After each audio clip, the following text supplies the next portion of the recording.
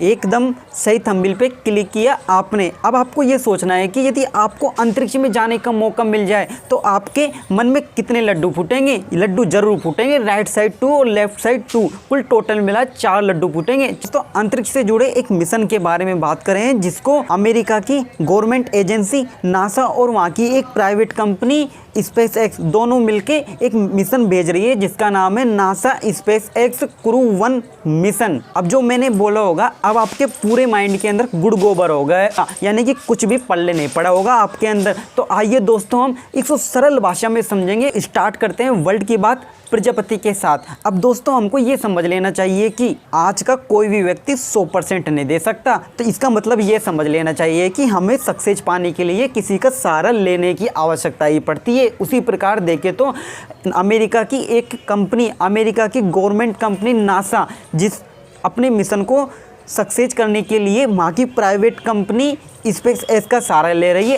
इस बात को ऐसे समझो, सामने आपकी जानू मोना सोना जो भी खड़ी है और आपकी एक पैंट फटी है, उस पैंट के सीने के लिए आपके पास धागा है और आपके पड़ोसी के पास सुई है। तो आप पैंट को सीने के लिए आपके पड़ोसी से सुई को मांगेंगे और उस पैंट को सियोगे और सक्सेस होगा। उसी तरह से दोस्तों मिशन के अंदर भी होता है। वहाँ की नासा गवर्नमेंट कंपनी और स्पेस एक्स प्राइवेट के साथ में मिलके एक मिशन भेज 2, 1, 0. Ignition. Liftoff of the Falcon 9 and Crew Dragon. Go NASA. Go SpaceX. Godspeed, Bob and Doug.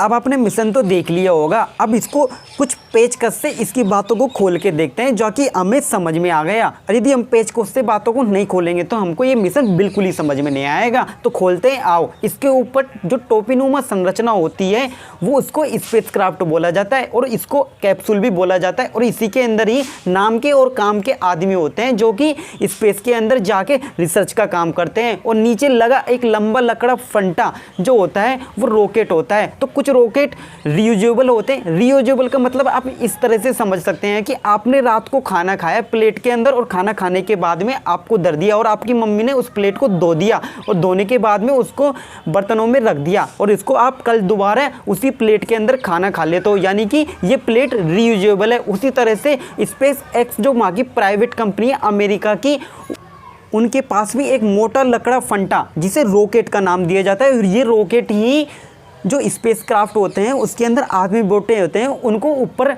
भेजने का काम करता है और वहाँ से अलग हो जाता है। और ये रॉकेट फाल्कन 9 है जो कि रियूजेबल है, यानी कि ये अपना काम करके धरती पर आ जाता है और इसको समुद्र में लैंड करा लिया जाता है। लोगों के मन में तो ये भी आ रहा होगा कि आखिर जाते कहाँ हैं ये। हमें ये समझ लेना चाहिए कि 1998 के अंदर नासा के साथ मिलकर अनेक स्पेस एजेंसी, जापान की जाक्सा और यूरोपियन इस तरह की कई प्रकार की स्पेस एजेंसियां मिलके 1998 में ISS इंटरनेशनल स्पेस स्टेशन की स्थापना की थी, जो कि पृथ्वी के अंदर 3 कक्षाएं होती है। लो अर्थ ऑर्बिट के अंदर ये मिशन जा रहा है और उसके बाद में मिडल अर्थ ऑर्बिट होती है और ऊपर ही ऊपर हाई अर्थ ऑर्बिट होती है जिनकी ऊंचाई के क्रमबद्ध इनको भेजा जाता है। इस प्रजापति की बात से तो कुछ तो आप सहमति हो गए और स्पेसक्राफ्ट में बैठने वाले व्यक्तियों के साथ भी आप भी परिचित हो सकते हैं। आओ रे आओ। I'm Victor Glover, NASA astronaut, Navy commander.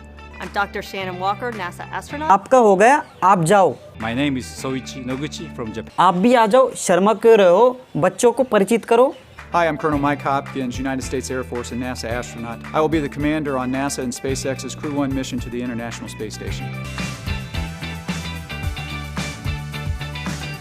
ये थे चारों, जिनमें से एक वुमेन और 3 मैन थे जो कि स्पेसक्राफ्ट में बैठ के वहाँ पे रिसर्च करेंगे। तो ये हुआ दोस्तों, हमने देखा कि नासा स्पेस एक्स किस तरह से मिशन भेजता है और कहाँ भेजता है। अब मिलते हैं अगले वीडियो में। और इस चैनल को आपने दिवालियों के हाथों से जो लक्ष्मी पूजन किया है और दिवाली के हाथों से जो फुलझड़ी चलाई है उसी हाथों से इस चैनल को सब्सक्राइब कर लेना, ताकि नोटिफिकेशन उसी तरह से आए जिस तरह से दिवाली को आपने रॉकेट चलाया था। तो मिलते हैं अगले वीडियो में।